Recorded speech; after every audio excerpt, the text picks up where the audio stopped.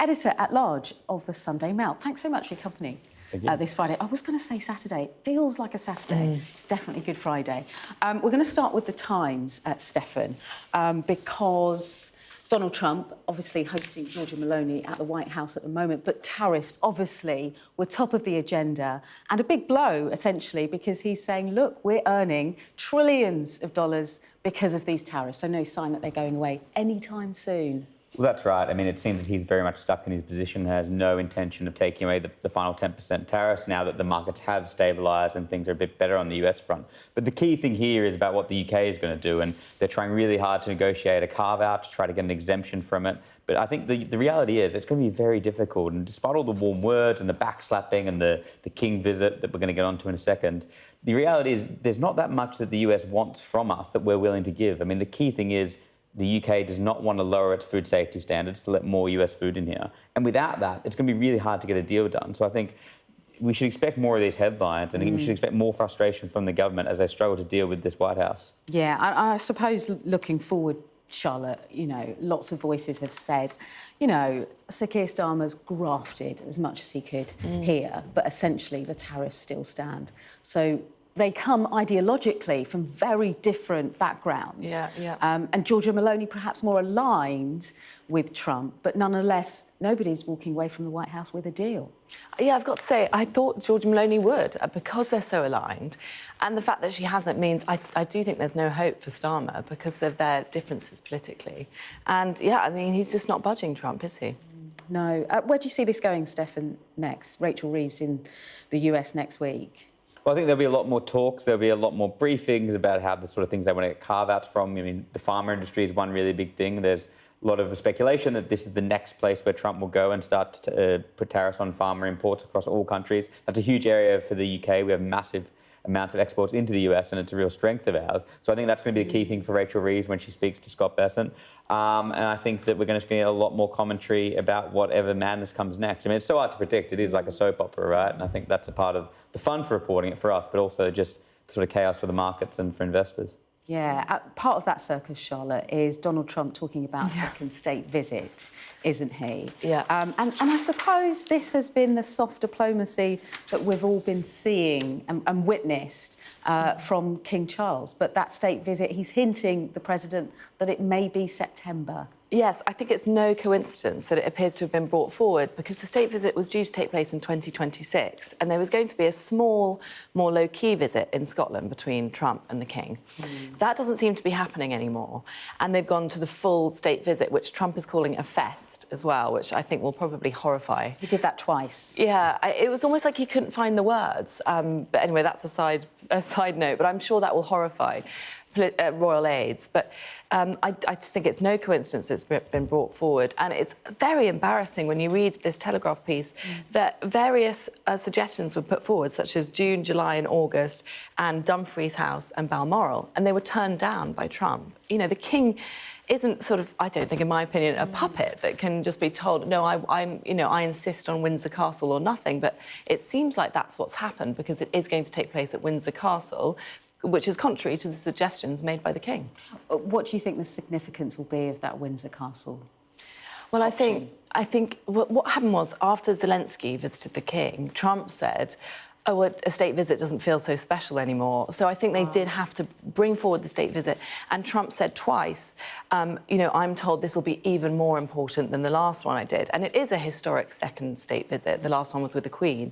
So obviously someone on the scenes is saying to Trump, this is going to be really, really extra special. And I think the significance is, obviously, we've got 90 days before the tariff pause comes to an end. Yeah, the King had extended, according to this article, a personal invitation for the president to stay in one of his Scottish homes, and that was made back in that personal, direct message in February. I know, and that was a really personal invitation because he knows that Trump loves Scotland and has his golf resort there, and I think his mum is Scottish as well. So, but actually, that's basically been turned down, more or less. And Trump said, no, I want to be at Windsor Castle. Stefan, what do you think the state visit will look like? I'm sure there'll be as much gold and as much pomp and ceremony as possible because that's what Trump loves, I think. I mean, for him, it's more just about the idea and the aesthetics. I think that he has no idea about the royal family or any of the traditions. He just wants the most gauche, ostentatious show of wealth and money. And that's, I think, exactly what they'll do. And I think Number 10's really aware of that. And I think that Number 10 has been really good at being able to sort of use words that Trump responds to, mimic his language, mimic what he sort of likes. And, if we look at his whole career, whether it's in real estate or in politics, it is big, grand shows, Trump emblazoned everywhere, gold everywhere. And so I think that, they'll pull out all the stops and they'll pull out absolutely everything to try to sort of, get him on side. But the question is, coming back to what we were talking about before, what's the point of all this? I mean, do we actually get anything out of it? I mean, my view is the best you can hope for is to not be singled out and not have the worst case scenario. And if that's the case, it's certainly a lot of clamour and a lot of time taken up just for the bare minimum. Yeah, and then where does that leave Britain with the EU, for example, who are taking a very different stance to Trump and his tariffs? Absolutely. It's a massive wedge between the UK and the EU, especially at a time when Starmer is trying to get closer trading relations. He's trying to straddle the divide between those two. I think that, there is a danger that Starmer has to pick one or the other and really has to try to make a decision on where this goes. And I think with the EU renegotiation coming up in the next year in terms of our trading relationship, I think that he needs to be very careful and really be speaking to the EU behind the scenes, saying to them, look, stay with me, I'm doing this for a reason, but it can't be forever. And I'm sure that that's exactly what's happening behind the scenes. OK. Stefan, just pause there. We have had an update. We were telling our viewers about a cable car incident that snapped in southern Italy, in Naples. And we're hearing that the people involved in that were British.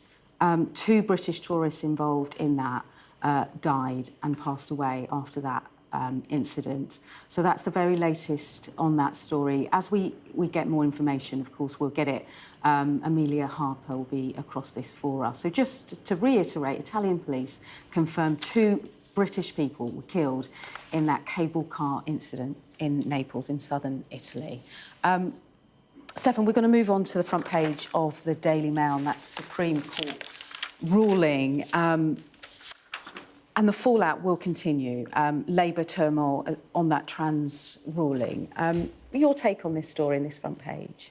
Yeah, I think it shows that Labour and their ministers in particular need to very quickly get to grips with this decision, because yesterday Karen Smith, the health minister, was asked many times on the morning broadcast round about details of it, and she just couldn't answer. And she was in direct conflict with the head of the EIHRC and some of the clear ramifications of the decision, which will be that, there will be sport and prisons and hospitals and all public toilets and all public spaces, schools will all be divided along biological sex, and that is something that the Labor government is very quickly going to have to come to grips with, and because it is an area where its own backbenchers have maybe different feelings. Keir Starmer has said different things in the past, and I think there is a potential opportunity for Kemi Badenoch and for Nigel Farage to really wedge them on this issue. So they need to be very sort of astute in getting ahead of this and not being bogged down by days and days of questions of what is a woman? Yeah, we had rounds and rounds of that, didn't we, whenever a politician would go on those media rounds, as Stefan said.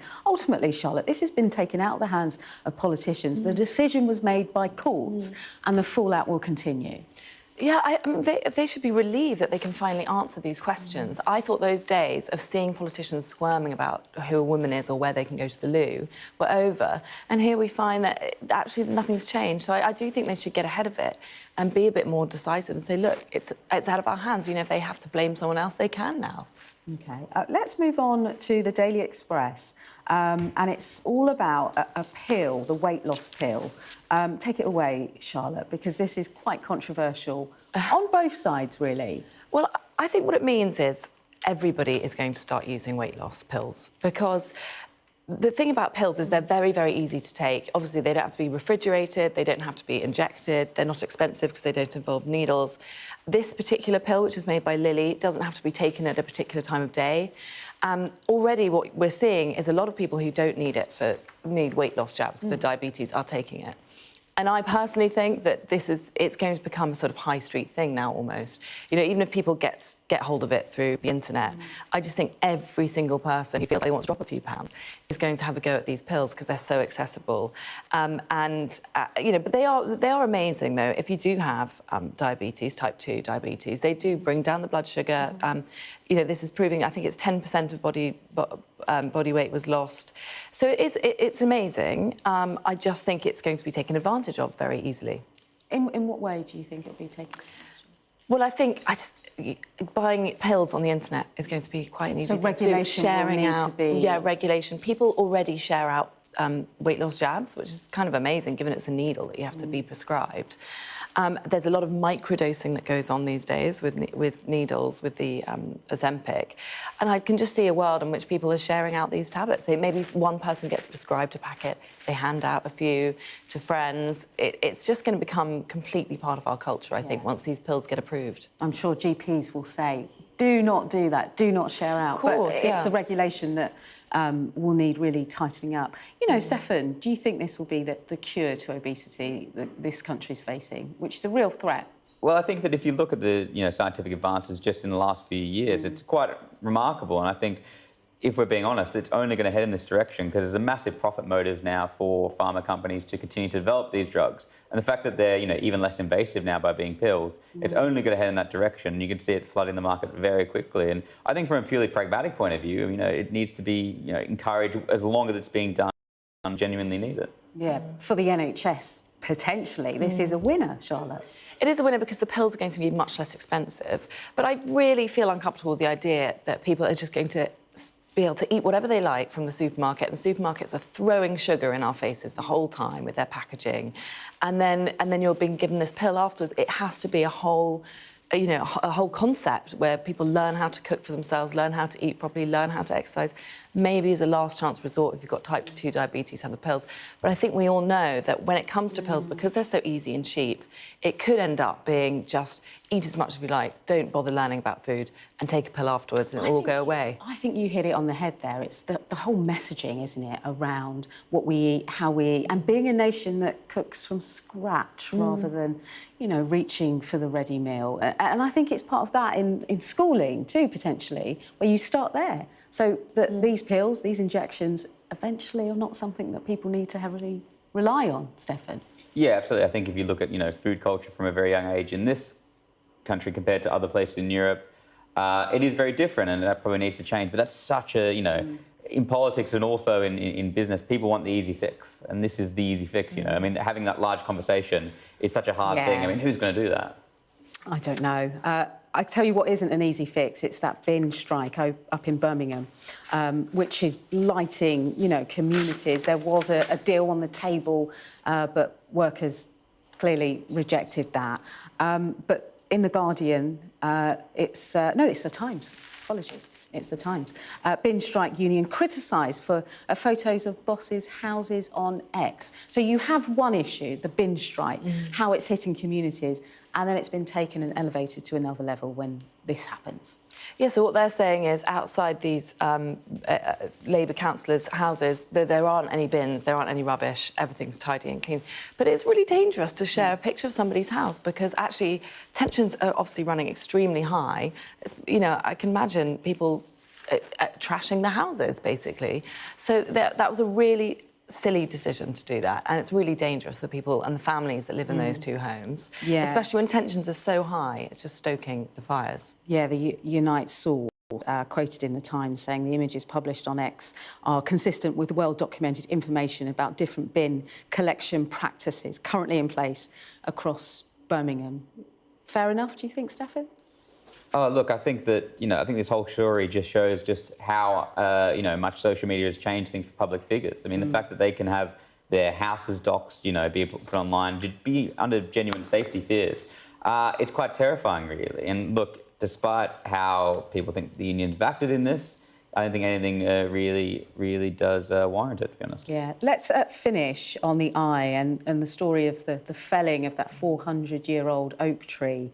Toby Carvery, the boss of Toby Carvery, has apologised, saying, actually, look, we understand that people are really upset, and felling of any tree is quite emotive in this country, has said it was down to health and safety, ultimately, that people in that car park could have been injured. There's two things that annoy people the most. I mean, one is felling of trees and nature and things that can't come back, and the other is blaming it on health and safety, which is the most infuriating reason. And it is such an emotive subject, actually. When trees are cut down, actually, my mother's going through something at the moment. The neighbours cut down her ivy. I couldn't believe the reaction. I felt it too. There's something very British about, you know, this is our history and it can't grow back. And, you know, health and safety is just not a decent reason for doing it without consulting other people first. The outrage on both sides, actually. I was driving in the other day and on a radio debate where people actually were saying, this is nature, this is also history. But then on the other hand, it's saying, come on, guys, if someone's going to get injured, potentially killed, it needed to come down. And, you know, I don't want to be a stooge for Toby Carvery, but, I mean, they did say that they were advised that the tree was dead or dying and that it was, you know, time was limited. In that case, I mean, do we really need to, you know, make a big deal whenever a tree comes down? And when it happened for the Sycamore Gap tree, which is a beautiful, iconic vision and, you know, great symbol of the countryside, great, an old tree outside of Toby Carvery, I'm not that fussed, to be honest. Not gonna lie. Well, more from that story, I'm sure. Charlotte, Stefan, thanks so much for your company this hour. Really appreciate it. Let's take a look at your weather.